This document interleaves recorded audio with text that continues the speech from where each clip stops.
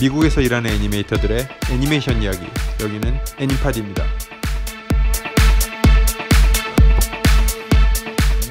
안녕하세요. 안녕하세요. 오랜만입니다. 정말 송구스럽다 진짜. 너무 오랜만이다. 저희 이제 한 2달에 한 번씩 하는 걸로 정하더라고요. 점점 늘어나는 것 같아요. 아예 그냥 분기당 한 번씩 하죠. 사서 1년에 4번. 잊을만 그렇게 하면. 얘기해야 또 빨리 하면 사람들이 기대를. 네. 뭐 원래는 한 2주에 한 번씩 했었어요. 원래는 그랬죠. 네.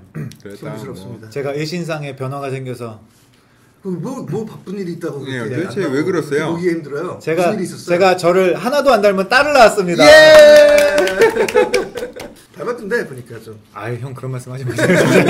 아 근데 진짜 되게 신기한 게 애기 얼굴을 너무 빨리 확인해요. 제일 처음 딱 낳자마자 사진은 다들 학성이네? 학성이랑 똑같이 생겼네? 막 이랬었는데 그때 약간 좌절을 했었죠. 제가.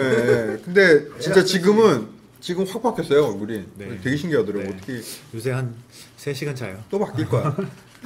정말 축하합니다. 네. 새로운 인생의 챕터가. 네.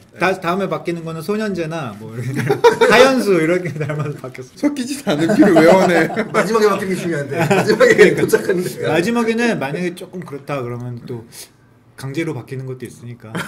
그치. 그래서 제가 아이가 아트 클 디렉션. 아트 디렉션을 그 아이가 클 때쯤에는 뭐 마음대로 바꿀 수 있을 거예요. 네. 뭐 매일매일 그 네. 게임 검은 사막 이런 것처럼 매일매일 대신 아빠가 돈을 많이 벌었네. 돈이 있어야지 그것도 가능하죠. 자, 뭐 다들 어떻게 지내셨어요? 애기 나왔습니다. 뭐 학성 씨는 애기 나오셨고. 잠 못 자느라고. 네, 잠이. 저희가 언제가 마지막이었죠? 기억도 안 나요. 그 이제 미안하다는 말도 있는데 1월이에요, 짜증날 1월. 것 같아. 1월에 제가 아기를 낳고 그 다음에 두 분께서 한번 했으니까 네. 1월 말쯤일 거예요. 중군에서 말쯤. 2월은 그냥 확 가버렸네 그냥. 그렇네요. 2월이 짧았어요.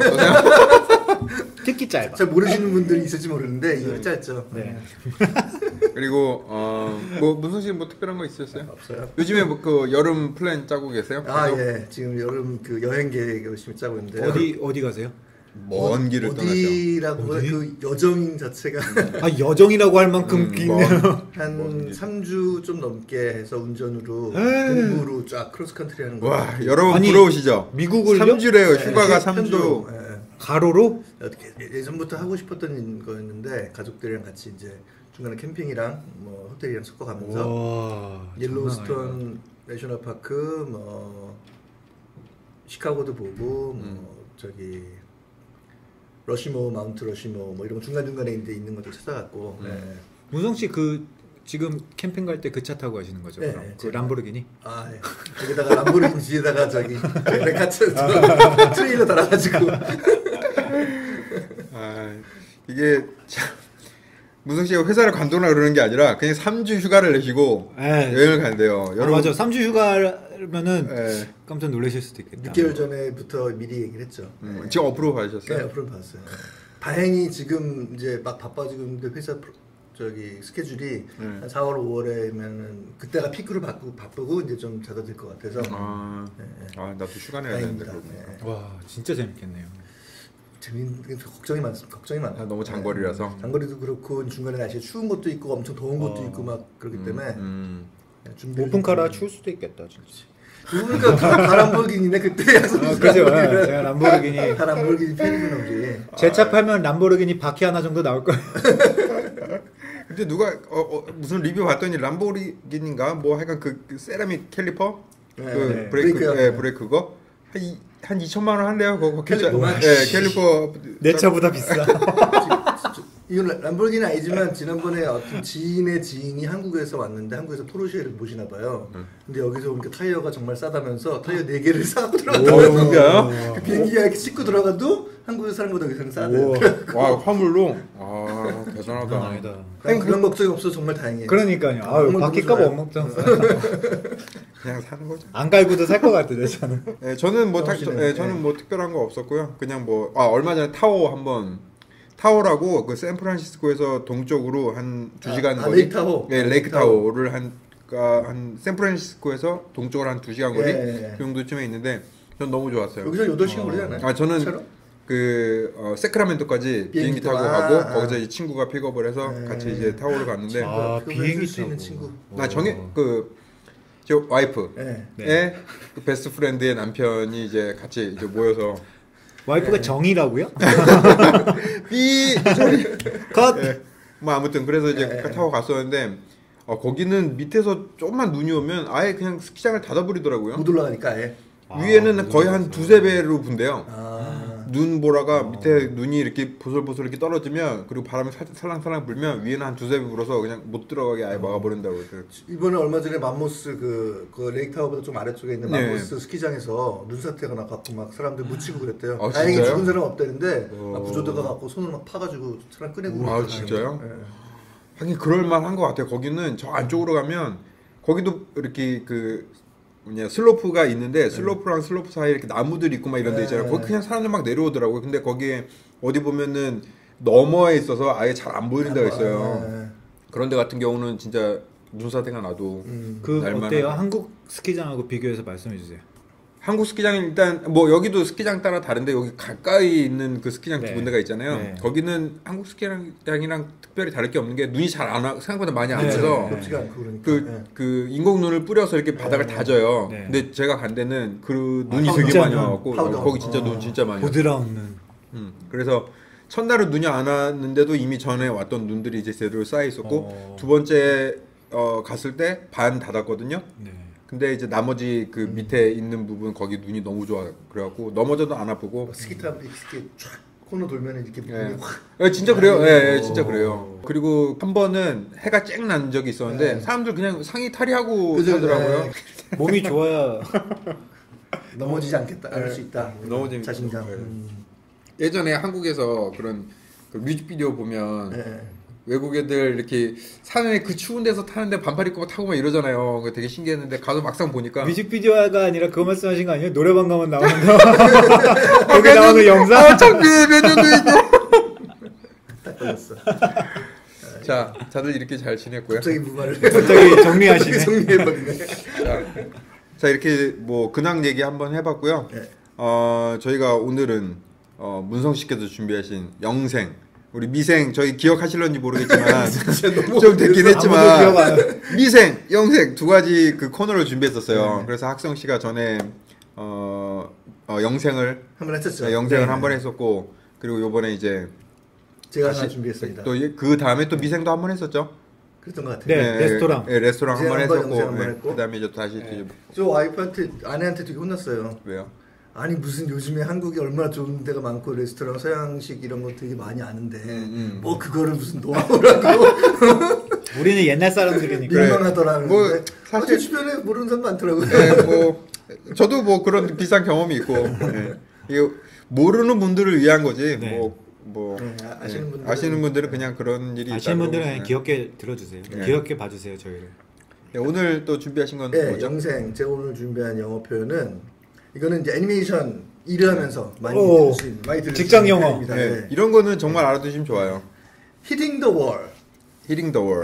그러니까 HIT hit 있죠. 네, 어디 때리다 부딪히다 부딪히라는 뜻도 되잖아요. 그래서 그 벽에 부딪힌다라는 뜻인데, 그러니까 애니메이션을 이렇게 보여주는데 감독이나 슈퍼바이저가 그러니까 hitting the wall 한 것 같다. 영어로 갑자기 그 전체 문구는 제가 하지를 못하겠는데 hitting the wall이라는 표현이 나오면 무슨 말이냐면은 움직임이 갑자기 멈춘다는 거야. 딱딱하게 멈추고 로봇처럼 그렇죠. 후반 동작이 없이 그냥 딱 서갖고 그냥 정지돼 버린다는 그런 뜻이죠. 그래서 그 표현이 나오면은 이제 동작을 움직인 다음에 충분히 ease in을 해줘라. 그러니까 감속이 되는 속도가 확 줄어드는 걸 충분히 이렇게 보여주라는 거죠. 그래서 그런 표현 많이 씁니다. hitting the wall. 저 같은 경우는 저도 그런 것 때문에 예전에 요즘에는 뭐 그렇게까지는 아니지만 예전에는 그런 것 때문에 되게 고민을 많이 했어요. 어떻게 해야 그러니까 머릿속으로는 알아요. 이게 뭔가 로봇처럼 딱 멈추는데 근데 도대체 문제점이 뭔지 몰랐었던 적이 있었거든요.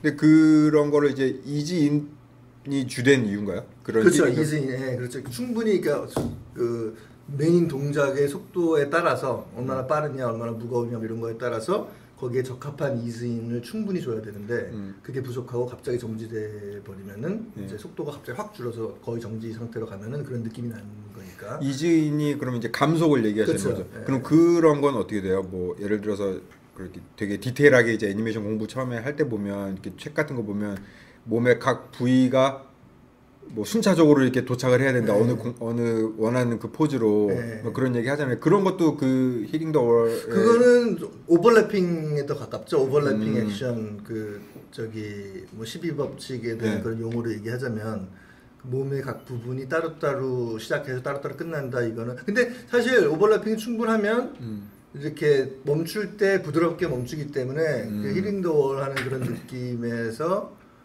느낌이 줄어들 수 있긴 있어요. 근데 어떤 경우는 동작이 굉장히 빨라서 몸의 모든 부분들이 거의 동시에 움직이는 실제로 그런 경우도 있긴 있잖아요. 그럴 때는 오버래핑을 충분히 할 상황이 안 되는데 그 벽에 부딪히는 것 같은 갑자기 멈추는 것 같은 느낌을 줄이고 싶을 때는 이제 이즈인 하는 그거를 충분히 줘야 되는 거죠. 영상에서 자연스럽게 오늘 그냥 이걸로 주제로 가버리면 되겠네요. 그러면 ease in하고 ease out이 있잖아요. 어떤 걸 말하는 거죠, 그게? ease in이죠. 그러니까 그게 헷갈리는 분들이 많아요. ease in, ease out. slow in, slow out하고 똑같은 표현인데, 그러니까 그거를 이렇게 생각하면 편해요. 그 키프레임 있잖아요. 그 키프레임을 중심으로 그 키프레임 전 시간 타이밍에서 이렇게 그 포즈로 들어올 때 점점점 느려지는 거를 ease in이라고 그러면 되고 마무리 그쵸? 어떤 동작으로 가기 위한 어떤 동작으로 들어오면서 천천히 되는 거를 ease in이라고 그러고 그 동작에서 출발하면서 점점점 빨라지는 거를 ease out이라고 그러는 거죠. 가속. 그렇죠. 가속이죠. ease out. 그럼 내가 대부분 힐링 더 월은 ease in에 관한 거죠. 어떻게 동작을 끝내느냐에 대한. 내가 만약에 손을 드는 애니메이션을 한다 그러면 손이 위로 들어가기 시작할 때는 ease out을 하는 거고 그렇죠. 손이 다 올라갈 때 ease in을 하는 거예요. 그렇죠. 이게 동영상으로 보셔야 되는데요. 그럼 이게 그 스페이싱이랑도 관련이 돼 있는 거 아닌가요? 스페이싱이죠. 스페이싱을 조절해야죠. 모든 게 다 연결이 돼 있어. 모르는 분들을 위해서 스페이싱은 뭐죠? 스페이싱은 그럼 저희 나중에 그냥 아예 이 애니메이션 프린서플 이 12가지 법칙에 관해서 이게 다양하게 얘기 나오니까 지금 이런 것들을 하나하나 짚어 넘어가는 것도 괜찮을 것 같아요. 근데 얘기를 하면서 제가 생각이 든 게 그런 의문을 가지실 수도 있을 것 같아요. 어떻게 보면 상당히 기본적인 거잖아요. 이즈인하고 이렇게 갑자기 멈추지 않게 하는 거 굉장히 기본적인 부분 같은데 프로페셔널 세계에서도 그 애니메이터들 하다 보면은 그런 기본적인 실수 참 많이 해요. 눈에 익어서 자기가 계속 자기가 보다 보면 그죠? 제가 볼 때는 그냥 어느 정도 느낌이 나는 멈춤 같은데 프레시한 눈으로 보면은 그렇게 보일 수가 있죠. 그래서 그 경험을 해보면서 보니까는 이제 애니메이션이라는 게 끝없이 배워야 되는 거고 그런 거를 잘하는 사람일수록 그런 기본적인 그 지적사항은 안 나오는 거죠, 그죠? 데일리 때. 근데 대부분의 뭐 5년, 6년 이상 일하는 사람들도 그런 지적을 많이 받더라고요. 그런 지적받으면 굉장히 수치스러운 일인가요? 저는 그렇지 않은 거예요. 오히려 초보 때는 그게 좀 창피하고 그럴 수도 있는데 오히려 그냥 경력이 쌓이면 다 그런 거라고 생각하고 그죠? 또 그런 데일리 때 고운 공 사는 사 이렇게 구분할 수 있게 되는 것 같더라고요. 그런 데일리 때 그런 것들이 많이 나오나요? 블러킹 단계에서는 그런 얘기 안 나오죠. 거의 회사마다 다르지만 저희 시네마틱 이런 경우는 스텝 모드로 많이 하니까 사람들이 스텝 모드에서는 그런 속도 감각이 느낌이 없으니까 탁탁 튀잖아요. 그러니까는 그런 지적은 잘 안 나오는데 거기서 블러킹 어프로브 받고 결제 받고 그 다음에 이제 스플라인으로 넘어갈 때 그때 이제 저희는 세컨 패스라고 부르는데 그걸 블러킹 퍼스트 패스라고 그러고 세컨 패스에서 이제 그때 좀 많이 보이는 거죠. 그런 기계적인 면들, 메케니컬한 면들, 바디 메케닉스, ease in, ease out 이런 거, 그다음에 무게감 같은 거 이런 거. 또 이렇게 오늘 같은 경우도 데일리 때 보면은 캐릭터가 이제 스타일을 조정하는 데 시간이 좀 걸려요. 애니메이터가 또 이제 여러 가지 프로젝트를 돌아가면서 하다 보면은 어떤 특정 프로젝트의 그런 동작의 스타일 같은 거가 적응이 돼야 되는데 너무 이렇게 스냅피하게 한다든지 그렇죠. 그럴 때는 좀 이렇게 무게감을 좀 주고 그런 걸 조절하는데 이제 데일리가 며칠 걸릴 수 있죠. 그거 진짜 그것도 좀 골치 아프겠어요 진짜. 굉장히 그 카툰이한 거 하다가 리얼리스틱한 그런 스타일 하려면 또 저거 하는데 한참 걸리는 것처럼. 그래서 보면은 그 애니메이터의 실력 중에 가장 큰 게 이제 그런 걸 파악하는 거 있죠. 그러니까 그런 기술적인 이런 것들은 사실 다 누가 서로 이렇게 협업해서 얘기해주고 고치는 걸 다 할 수 있잖아요. 근데 제일 이제 슈퍼바이저나 감독한테 편한 거는 그런 감독의 비전을 읽을 수 있는 사람, 어떤 스타일을 원하는 걸 금방 캐치하는 사람 있잖아요.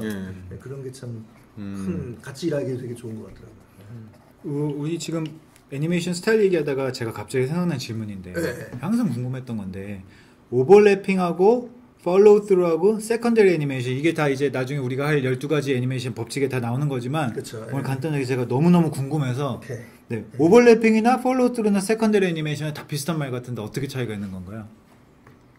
네, 다 12원칙, 그 디즈니 12원칙 거기서 나오는 그 용어들이잖아요. 근데 사실 12원칙이 근데 중요하긴 한데 되게 원론적인 것들을 잘 컨셉으로 잘 정리해 놓은 거긴 한데 그 용어를 딱 무슨 공식처럼 딱 구분해서 이해하려 그러니까 이제 혼란도 많고 좀 그런 게 많은 것 같아요. 근데 뭐 기본적으로 설명을 하자면 오버래핑 액션은 아까 잠깐 얘기한 것처럼 몸의 각 부분이 동시에 시작해서 동시에 끝나는 게 아니라 대부분의 동작은 이제 골반부터 이렇게 움직이기 시작하잖아요. 발차기를 하든지 뭐 주먹을 하든지 팔로만 치는 것 같지만 실제로 잘 관찰을 해보면 몸통부터 움직이잖아요. 몸통부터 움직이고 어깨가 움직이고 그 다음 팔 이런 식으로 에너지가 전달되는 현상이 일어나기 때문에 그거를 제대로 표현하려면은 이제 순차적으로 이걸 움직여줘야 되는 거죠.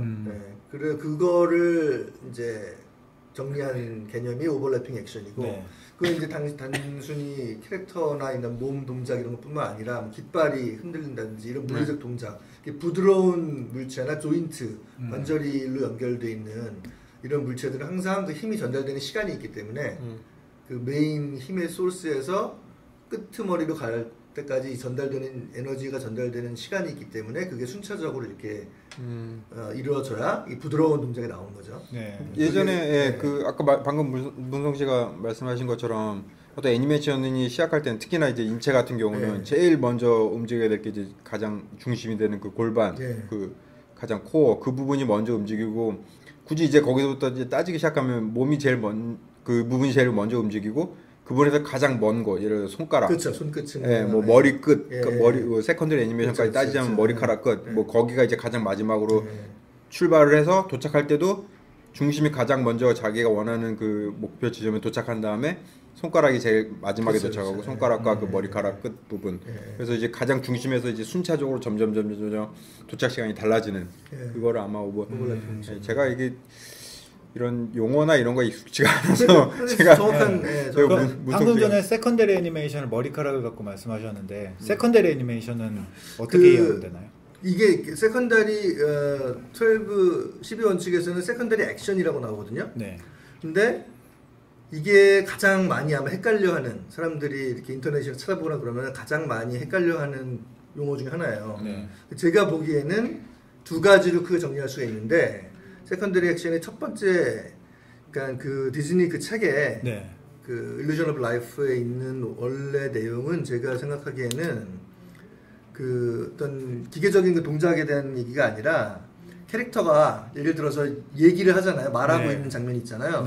그럴 때 그냥 입만 이렇게 움직이는 게 아니라 사람에 따라서 자기 손버릇 같은 거 있잖아요. 자기도 모르게 하게 되는 그런 예를 들어서 뭐 주먹을 쥐락펴락 하면서 손바닥을 이렇게 문질르면서 얘기를 한다든지 이거는 자기가 지금 프라이머리 메인 액션하고 상관이 없이 곁가지로 일어나는 일이잖아요. 그런 거를 세컨더리 액션이라고 해요. 메인 액션을 더 보강해 줄 수 있게 더 풍성하게 해줄 수 있게 그 캐릭터를 아주 유니크하게 보여줄 수 있고 그리고 비주얼 그러니까 시각적으로 지루하지 덜 지루하죠.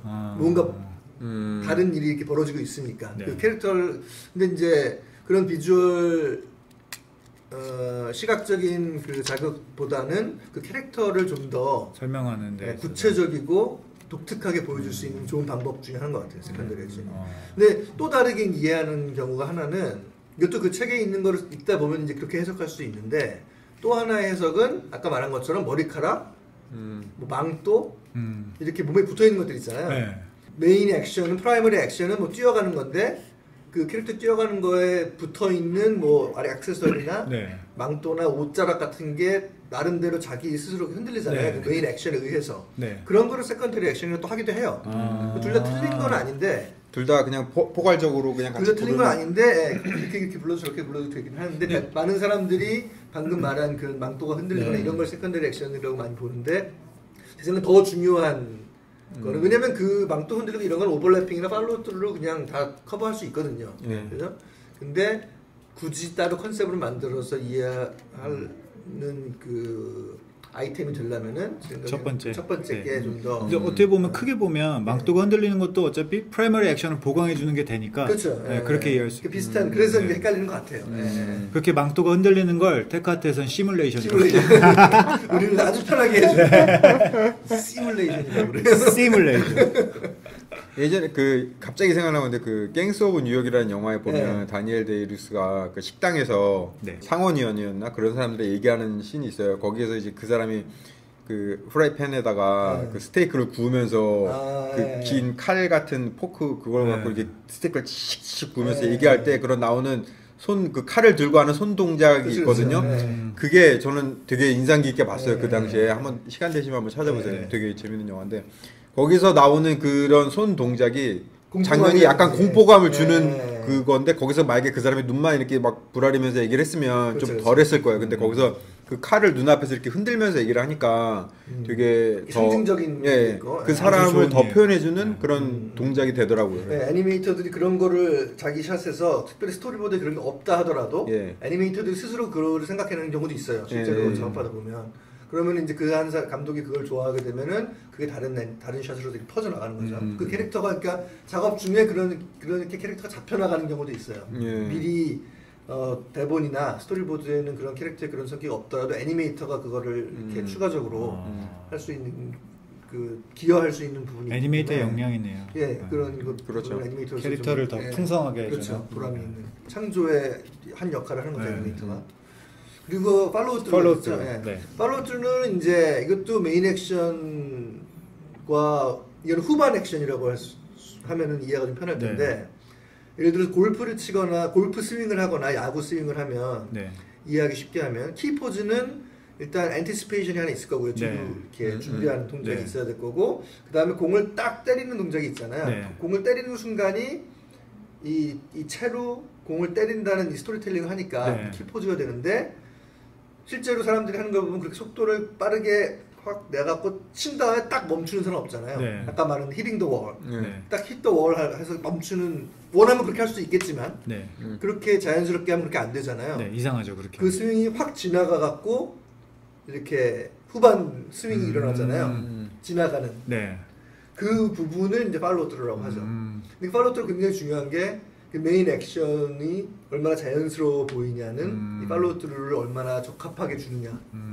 그 힘이 계속 잔존하는 그걸 표현하는 거죠. 약간 물리법칙 그 무게감을 잘 표현하는 거랑 똑같은 거고 그걸 어떻게 표현하냐에 따라서 무거운 스윙이 될 수도 있고 가벼운 스윙이 될 수도 있는 막 뛰어가다가 딱 서면은 앞으로 이렇게 기우뚱하는 것도 그렇죠. 맞아요. 그렇죠. 뚱뚱한 사람이면 더 굴렁 이렇게 할 거고 가벼운 사람이면 그냥 금방 팔로우트루가 적게 들어갈 수 있겠죠. 그래서 제가 팔로우트루에 대해서 학교 다닐 때 이제 되게 딱 보고 좋은 예라고 생각한 게 그 아이스 에이지라는 영화가 처음 나왔을 때 그 스크래시라는 3D 캐릭터 그 다람쥐 같은 캐릭터 나왔잖아요. 그때는 그 3D 애니메이션에서 그런 되게 스냅피하고 스타일라이즈한 게 처음 나왔던 거죠. 그때 이제 그 당시에는 그런 얘기들이 있었어요. 3D에서는 그렇게 2D처럼 스냅피한 거 하면 이상하다. 근데 그 스크래시 엄청 잘했죠. 깼잖아요. 제 생각엔 그게 팔로우트루의 힘인 것 같아요. 그거를 자연스럽게 우리가 이렇게 받아들일 수 있게 하는 그 힘이 왜냐면 어떤 그거 프레임별로 보면 어떤 거는 포즈 변화를 한 두 프레임만에 확 하는 것도 있거든요.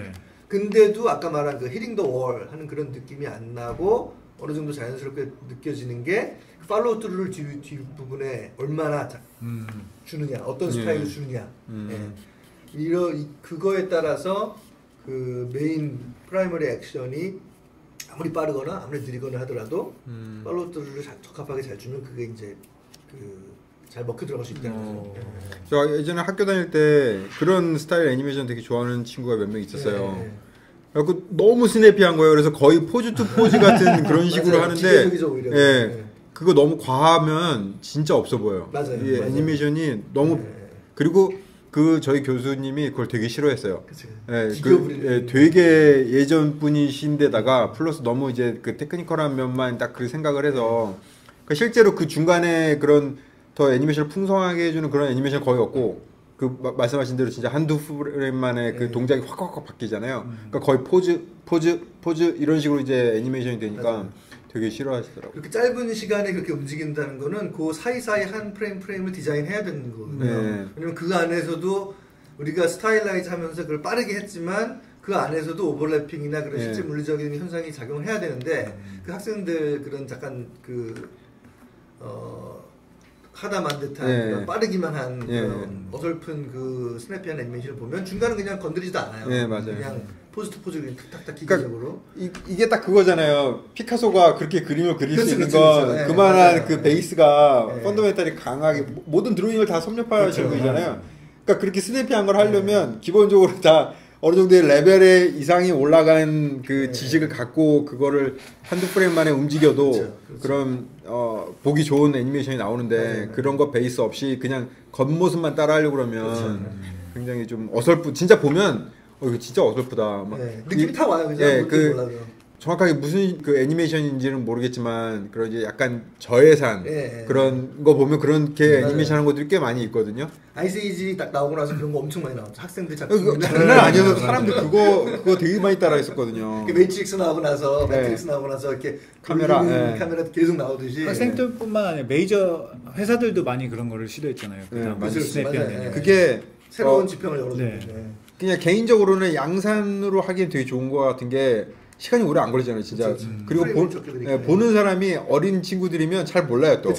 그래서 그런 어린이용 TV 그 애니메이션 만드는 그런 스튜디오에서 많이 그렇게 하더라고요. 그래서 거의 포즈 투 포즈 방식으로 막. 그런 아까 피카소 얘기한 거라 해서 생각이 나는데 규칙을 깨려면 일단 규칙을 알아야 규칙을 깰 수 있잖아요. 아주 좋은. 오늘의 명언. 규칙을 깨려면 아쉬워. 규칙을 알아야 깬다. 그 과정을 뛰어넘고 그냥 그 규칙이 있는지도 모르고 그냥 따라하니까 그죠? 규칙 깨는 것도 아닌 거죠.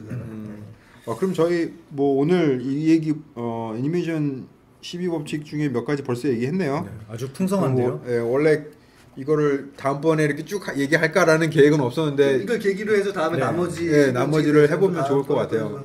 나머지를 다 듣고 나면 저도 다시 애니메이션을 시작합니다. 애니메이션 틈틈이 안 하나 요즘에? 안 해요?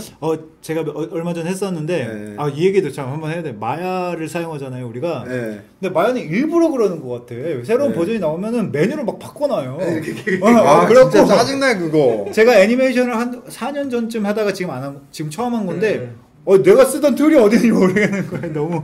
그 똑같은 건데 그걸 그 메뉴에서 뭐 한 두 칸에 있던 걸 뭐 세 번째 칸 뭐 네 번째 줄로 바꾸고. 아니 물론 마야가 업그레이드 될 때마다 훌륭한 기능들이 많이 나와서 우리 작업에 도움이 되는 건 사실인데 굳이 안 바꿔도 돼. 메뉴를 이걸 저기다 놓고 안 바꾸면은 미안하니까 바꿨나 봐요. 뭐 했어요? 애니메이션 뭐 했는데요? 나중에 알려드리겠습니다. 알겠습니다. 놀랄 준비하고. 옥상 씨도 오늘 뭐 하실 말씀 뭐 있다? 그거는 제가 좀 더 심도 있게 공부를 하고 나서 제가 얕게 알고선 말씀드리는 것보다 굉장히 얕은 지식이군요. 아주 얕고 막 진짜 막 손바닥밖에 안 들어갈 만큼의 깊이. 팔은 들어가야 되는데. 그러게요. 그러면 그래서 오늘은 이렇게 영생도 해봤고 아주 자연스럽게 영생해서 또 12원칙 중에 팔로우 트루 오버래핑, 그다음에 세컨더리 액션 이런 거에 대해서 얘기해봤는데 이게 계기가 돼서 또 다음 주에도 다음 주가 아니지 다음 주일 리는 없어요. 다음 분기에도 다음 회에 또 이런 그 나머지 그 12원칙에 대한 거에 그래서 좀 더 공부해 와서 얘기를 해보도록 하겠습니다. 한번 이렇게 그런 것도 좋을 것 같아요. 그 12원칙에 해당되는 그 영화 짧은 클립이나 이런 거를 한번 찾아서. 그렇죠. 그래서 너무 좋죠. 그거를 굳이 저희가 이렇게 여기서 보여줄 수 없으니까 그런 유튜브 올릴 때나 이럴 때 밑에다 이제 링크를 걸어놓으면 그거 클릭하면 바로 그 프레임으로 넘어가서 재생되게 할 수 있잖아요. 그렇게 해서 뭐 그런 것도 한 번씩 찾아봐서. 요새는 또 그런 것도 많아요. 페이스북이나 이런 데 보면 12원칙을 3D로 잘 설명하는 것들이 공이 막 이렇게 빨리 갔다가 천천히 들어가 이런 것들 찾아보시면 좋을 것 같아요. 한 번씩. 근데 그런 거 중에도 잘 든 게 있고 안 든 게 있더라고요. 맞아요. 잘못된 정보를 페이스북이 올라오면은 다들 그냥 이렇게 뭔가 권위가 생기잖아요. 그래서 참 그렇게 맹목적으로 보게 된 경우가 많은데 좋은 링크를 우리가 찾아서 그게 링크를 좋을 올려주는 것 것도 좋을 것 같아요. 그때는 이제 한 번은 안 좋은 예 사실 좀 껄끄럽긴 해요. 누구 만든 사람이 이렇게 열심히 그렇죠. 만든 건데 네. 그래도 공공의 이익을 위해서 그렇죠. 그런 거를 예를 드는 거에 대해서 굉장히 반응이 좋더라고요. 제 홈페이지에서만 해봤는데, 네. 그러니까 외국 사람 왜냐면 거면 좋은 거를 보고서는 잘했다 이거 하는 거는 굉장히 그런 일이 많은데 이게 왜 잘못되는가에 대해서 얘기한 거는 좀 많이 그것도 아주 좋은 좋으니까. 공부가 될 수 있죠. 그래서 뭐 12원칙이나 이런 거에 대해서 평소에 헷갈리시거나 모르시거나 뭐 질문 있으시면은 또 저희 네이버 카페나 페이스북이나 뭐 유튜브 댓글 이런 데 올려주시면은 저희가 네. 다루도록 하겠습니다. 오늘은 뭐 이렇게 이 정도 좀 하고 올라가도록 하겠습니다. 네. 여러분 미투 조심하시고요. 여기서도 굉장히 큰 진짜 너무 쇼킹. 시작했죠. 네. 참 좋은 세상이 좋아지는 거라고 봐야죠. 네, 저는 굉장히 지지하겠습니다. 딸 아빠로서. 그분이 다 두 분 다 네. 딸을 딸 두셨군요. 저도 딸을 제 딸들이 클 때는 두도록 노력하겠습니다. 더 좋은 세상이 되고 있다는 증거겠죠. 자, 여러분 다음에 뵐게요. 안녕. 감사합니다.